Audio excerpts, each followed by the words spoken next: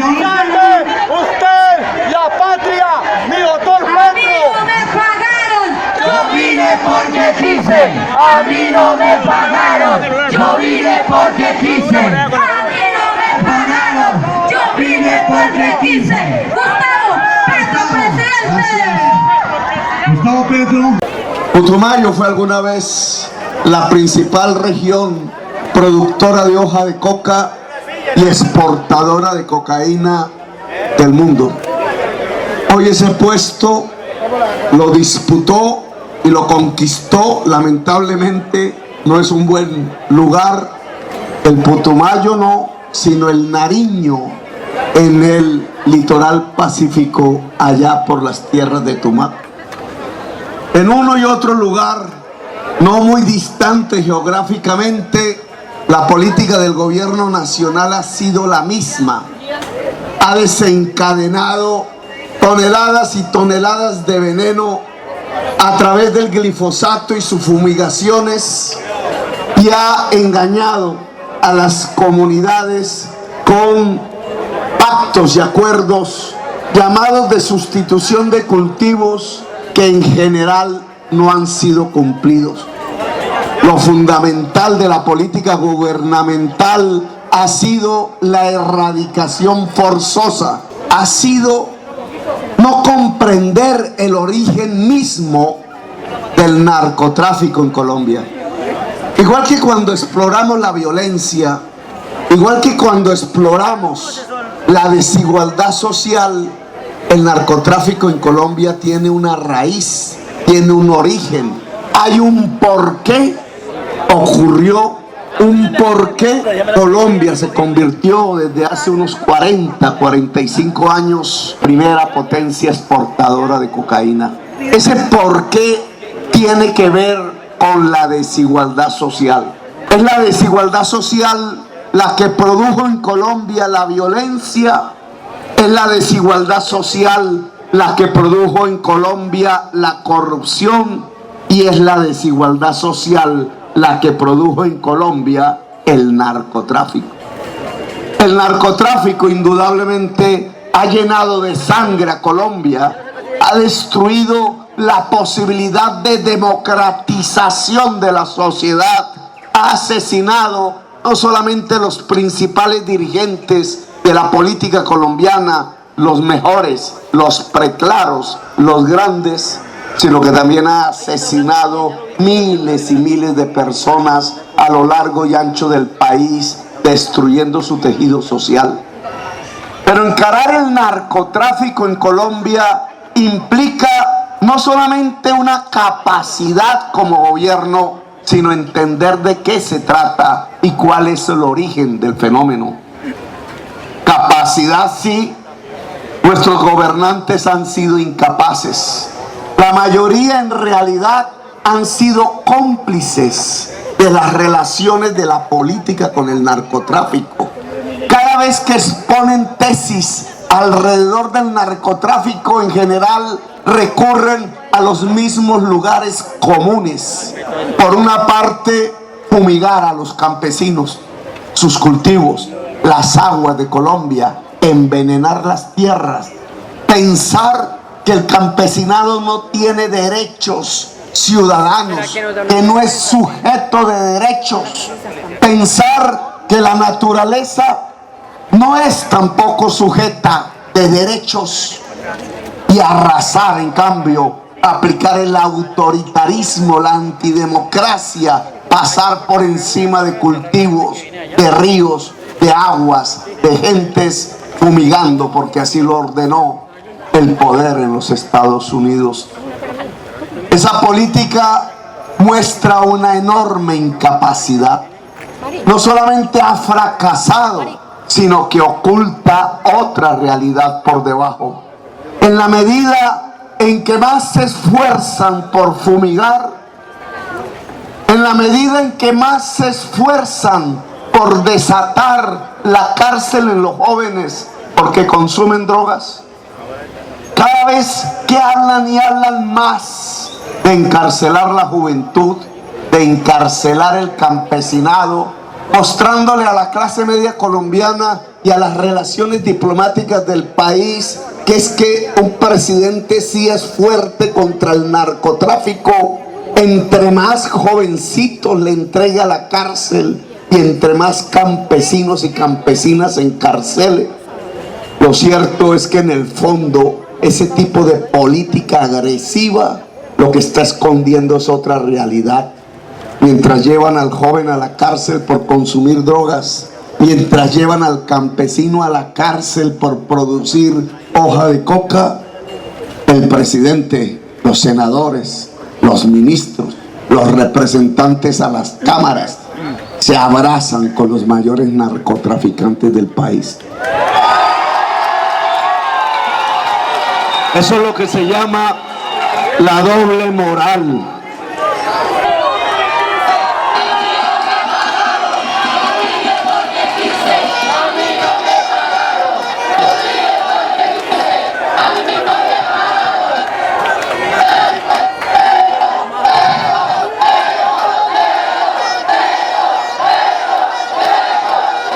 Tenemos una clase política degradada, hundida absolutamente en la sangre y en la corrupción. Por eso lo que tenemos es una degradación de la democracia. Habría que recordar la consigna aquella de Jorge Eliezer Gaitán: hay que restaurar moral y democráticamente la república. Gaitán decía: por la restauración moral y democrática de Colombia, a la carga. Habría que recordarla hoy, porque ni en los tiempos de Gaitán se había alcanzado una degradación tal de la república, del Estado, de la política, como la que hemos alcanzado hoy. La Colombia humana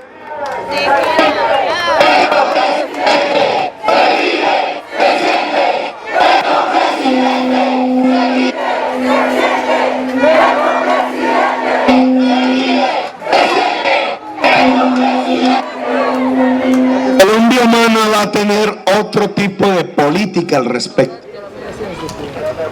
Si somos gobierno, construiremos una política nacional respecto a las drogas, pero bajo una perspectiva que es la construcción de una verdadera democracia en Colombia. Nosotros no vamos a fumigar con glifosato ni ningún otro tipo de veneno las tierras de Colombia. No es como dice Duque, fácil el de lengua, de poco entendimiento porque no quiso hacer su doctorado en Harvard, sino apenas un cursillo de 3 días por internet, demostrando lo que es la clase política colombiana. Duque allá en Estados Unidos dijo: vamos a echar glifosato, como si no hubiera fracasado una y otra vez los años continuos en que se envenenó las tierras del Putumayo y las tierras del Guaviare y las tierras del Catatumbo y no sé cuántas tierras más, sin que al día de hoy hayamos dejado de exportar una sola tonelada de cocaína. Una respuesta fácil ante un problema complejo. El problema de la hoja de coca, que no está en la hoja de coca, sino en la cocaína, no es fumigar, no es echar venenos. Quienes pretenden eso no tienen ni idea de poder entrar a la solución de un problema complejo. No es que nosotros creamos que tengamos la verdad revelada. Sabemos que esa complejidad no permite afirmaciones terminantes, pero sí puede provocar una búsqueda de caminos diferentes. No es fumigando con glifosato. Tampoco la solución pasa por obligar al campesino o por hacer una erradicación forzada. La Colombia humana no hará erradicaciones forzadas de hoja de coca.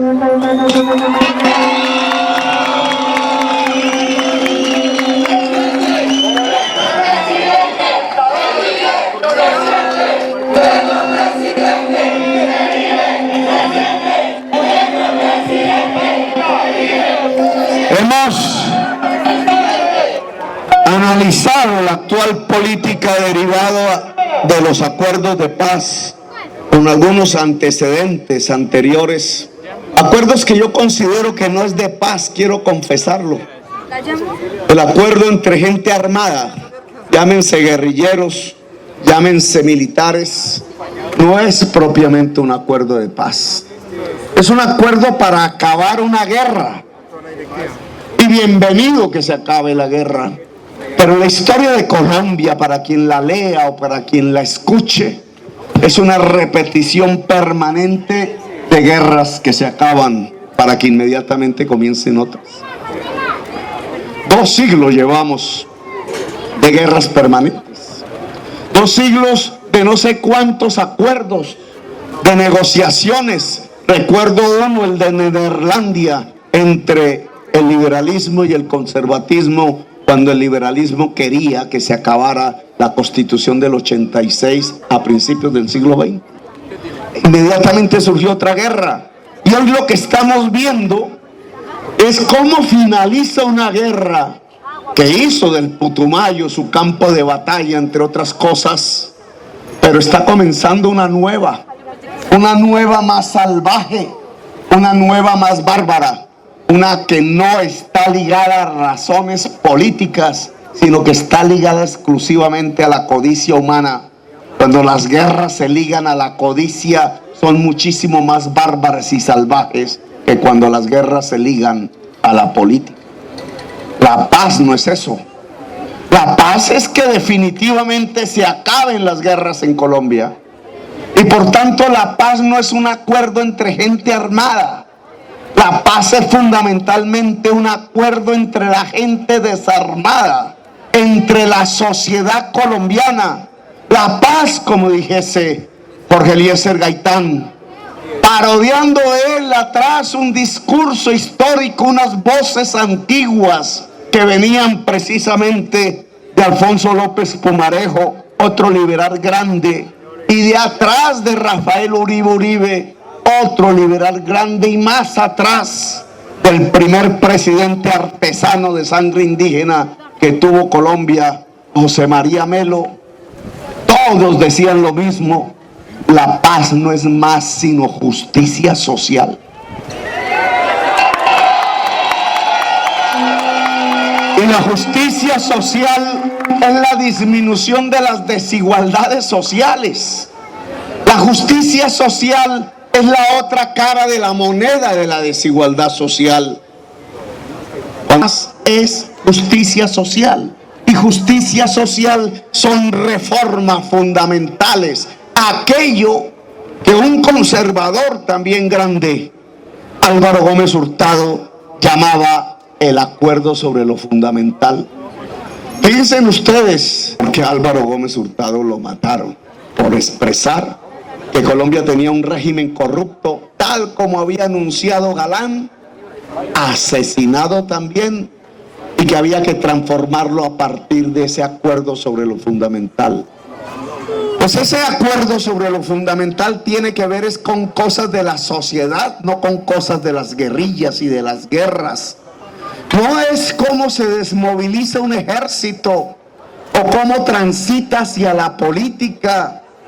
Nos han tratado de dividir los del sí y los del no alrededor de ese tema. Yo soy partidario de que se acabe esa guerra, pero no caigo en la trampa de pensar que esa es la paz. La paz es el acuerdo sobre lo fundamental. La paz son las reformas fundamentales que la sociedad colombiana necesita para convivir en paz. Que si vamos a la actual tierra fértil, de donde fueron desplazados los primeros campesinos que como colonizadores vinieron a la selva, lo que encontraríamos es que ahí en esas tierras fértiles no se planta una sola mata de hoja de coca. ¿Por qué? La hoja de coca está aquí, o está en el Guaviare, o está en los bordes de lo que llaman los técnicos la frontera agraria, allá en el litoral pacífico, en las tierras del olvido, en el patio trasero de la oligarquía colombiana, que nunca quiso mirar el Pacífico simplemente porque estaba lleno de negros y la oligarquía colombiana es racista, discriminadora. No está en las áreas del Magdalena Medio, no está en el Caribe colombiano, en sus tierras fértiles, no está en la sabana de Bogotá, no está en el piedemonte llanero. La hoja de coca no está en las tierras fértiles. La hoja de coca está en las tierras infértiles, que antes eran selvas. ¿Por qué los campesinos de Colombia no están en las tierras fértiles y sí están en las tierras infértiles, al borde de la selva, donde antes había selva y donde se puede cultivar la hoja de coca? Hay una pregunta fundamental. Los campesinos de Colombia no están en las tierras fértiles porque los desalojaron de las tierras fértiles, porque los expropiaron de las tierras fértiles, porque la violencia en Colombia ha consistido en eso, en quitarle a la gente del campo sus tierras fértiles, desplazarla hacia el páramo, hacia la ciudad o hacia la selva, mientras esas tierras fértiles son concentradas en manos de unos pocos. La concentración de la tierra fértil en Colombia es la más aguda del mundo. La desigualdad social alrededor de la tierra es la más grande del mundo. La distancia en el campo colombiano entre los que tienen y los que no tienen es la más abismal de todo el planeta Tierra. Esa distancia que se llama desigualdad social se construyó a partir de la violencia, se construyó a partir de una decisión política premeditada. Los campesinos de Colombia no están en las tierras fértiles porque el poder político lo quiso así, porque el poder político en Colombia pertenece a una minoría de gente que lo ve no como el interés de trabajar por los demás, no como el instrumento del bien común o del bien general del que habla la Constitución, sino como el instrumento para enriquecerse ella misma, la oligarquía. La tan llamada oligarquía precisamente a una minoría que gobierna para sí misma. Y lo que hemos tenido es eso. Se repiten los apellidos en la historia, consideran que el poder es hereditario, en donde acá una democracia se puede llamar democracia cuando el poder es hereditario. Los poderes hereditarios son o de las aristocracias, o de las monarquías, o de las dictaduras. Ese estilo de poder en Colombia, excluyente, discriminador, posesivo, articulado para el enriquecimiento de quienes lo integran, es el que ocasionó a través de las décadas que la gente campesina de Colombia se quedara sin tierras fértiles y tuviera que llegar a los bordes de la selva, aquí donde estaba ya antes la hoja de coca. Por tanto, una solución podría ser desandar el camino, volver atrás, pero no en el tiempo ni en la tecnología, sino en el tema de tierras. ¿Por qué en vez de hablar de sustitución de cultivos no hablamos de sustitución de tierras? ¿Por qué una parte de la población que hoy voluntariamente vino de otros lugares a esa actividad que es la única rentable en las tierras infértiles en donde se ha cortado la selva, sea aquí, sea en el litoral pacífico? ¿Por qué no puede haber un programa que pueda decir el que quiera tierra fértil en el Magdalena Medio, tierra fértil en el valle geográfico del río Cauca donde hoy están los cañaduzales, tierra fértil en el piedemonte llanero, tierra fértil en el Caribe colombiano? ¿Por qué el gobierno de Colombia no es capaz de plantear un programa similar? Y la respuesta es una: porque no quieren que esa tierra fértil le pertenezca al campesinado colombiano. Un momento en el cual, gracias a la fertilidad de la tierra y al apoyo del Estado, un campesino pudiera decir: los ingresos me son suficientes para que mi hija, mi hijo puedan estudiar lo que se les dé la gana en una universidad. En ese momento lo que tendríamos es la paz. Tiene que haber un gobierno entonces que tenga la voluntad política y la valentía de enfrentarse con los meganarcoterratenientes, no violentamente, sino a partir de los instrumentos del Estado. Tienen tierras fértiles por más de 500 hectáreas y no producen nada. Pues el mayor impuesto deben pagar, un impuesto tal que o venden la tierra o la ponen a producir. En 10 millones de hectáreas, cualquiera de ustedes puede hacer el cálculo, se producen 2 millones de puestos de trabajo, que si un puesto de trabajo es por familia, ni más ni menos significaría la superación de la pobreza en el campo colombiano, es decir, la base real de la paz. Lo único que sí subrayaría es que el título de propiedad de esas tierras fértiles en manos del campesinado debe quedar en manos de la mujer campesina. Por una razón básica, la mujer no se feria la tierra. La mujer sabe que la tierra es el hogar.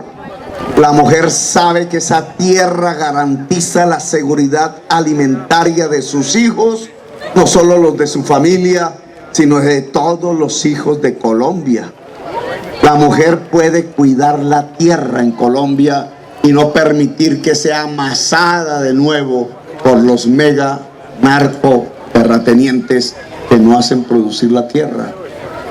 Y al lado de una política de sustitución de tierras que no menciona el actual gobierno, ofrecida en primerísimo lugar a campesinos sin tierra, nosotros, la Colombia humana, va a hacer algo diferente. A hacer del campesino un copropietario de la industrialización, de unos cultivos que no son generalmente los que piensa el burócrata en Bogotá. Aquí el segundo elemento de este tema: ¿dónde está la riqueza del Putumayo? ¿El petróleo? ¿La cocaína? ¿O la selva? Algo que quizás vamos descubriendo. Ya lo sabían las comunidades indígenas de manera ancestral. A veces nos la enseñaban, a veces no le creíamos, a veces decían brujos. Brujos no. Como nos decían y nos enseñaron las comunidades ancestrales indígenas, es que la selva no es una maleza, que la selva es una riqueza. Y miren este segundo elemento que nos arroja el Putumayo. El Putumayo nos enseña hoy una disputa que lo estamos viendo aquí mismo en el departamento, a pocos metros. La selva a un lado y el petróleo al otro. La selva ha resultado hoy, en virtud de los análisis científicos del mundo, en el gran salvador de la vida del planeta. Es un patrimonio mundial sin el cual la especie humana acabaría. El Papa Francisco lo dijo aquí con profundidad: cuidemos nuestra casa común.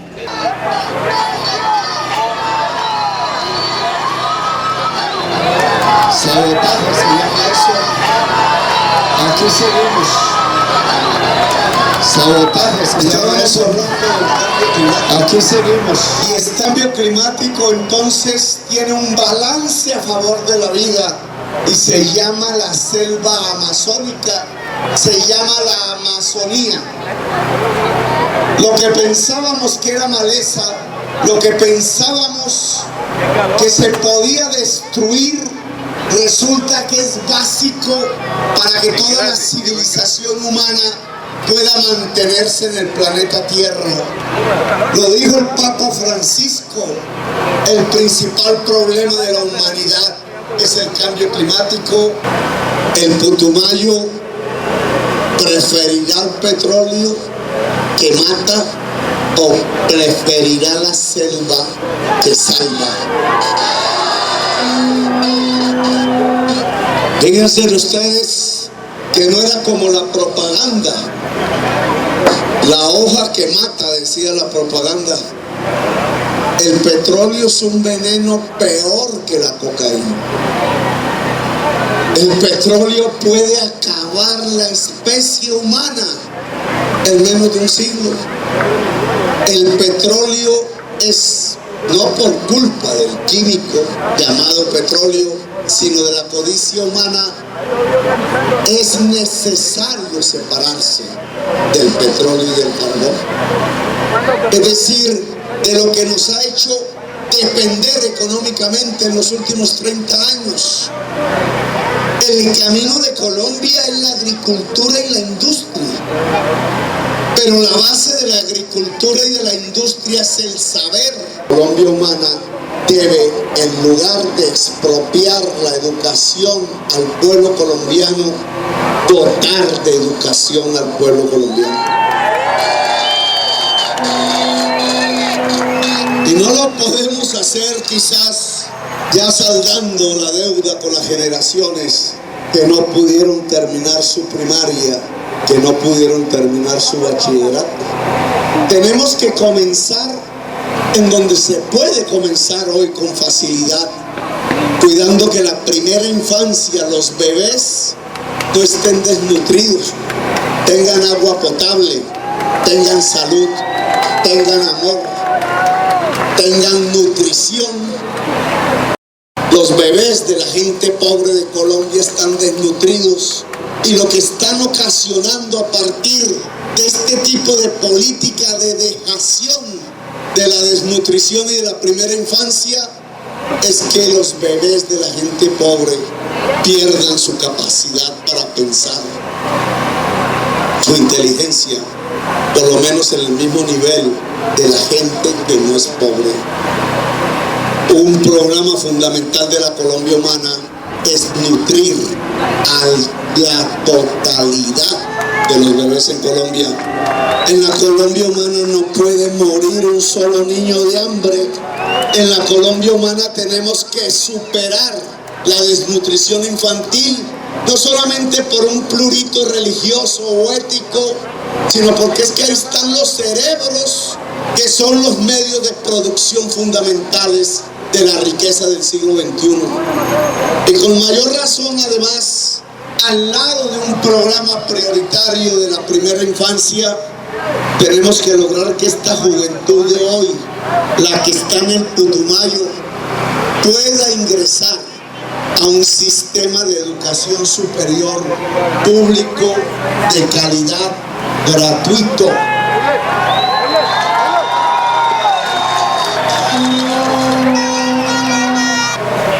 Cerebro y Amazonía, selva. Articular el cerebro a la selva significa construir la nueva riqueza del siglo XXI. Por un lado, porque el cerebro y el saber es la base de esa riqueza, y por otro lado, porque la selva amazónica es fundamental para salvar la vida del planeta. La actividad a partir de la sustitución de tierras por tierras fértiles y de la utilización de los productos de la selva para ser industrializados en el Putumayo, generando más recursos que la misma industrialización de la hoja de coca lo permite. Y para el petróleo, la prohibición del fracking y la prohibición en la Amazonía colombiana de explotar petróleo y minerales. Es más importante la selva, es más importante la agricultura bioeconómica, una economía que hasta ahora balbuceantemente conocemos en algunos temas, pero que podría generar el bienestar de la población del Putumayo en un nivel muy superior al que actualmente se produce. La economía de la vida a partir de la investigación biológica de la selva amazónica para preservarla, para restaurarla y para usar de ella lo que puede enriquecernos como sociedad a partir del conocimiento, el saber.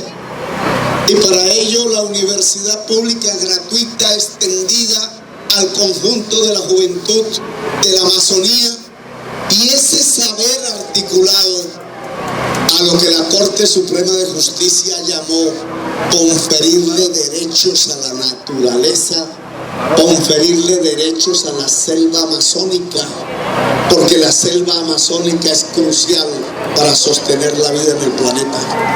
Yo los invito a tomar el camino del respeto a la selva, de la extensión del saber y de la utilización del saber con la madre naturaleza para enriquecer una sociedad.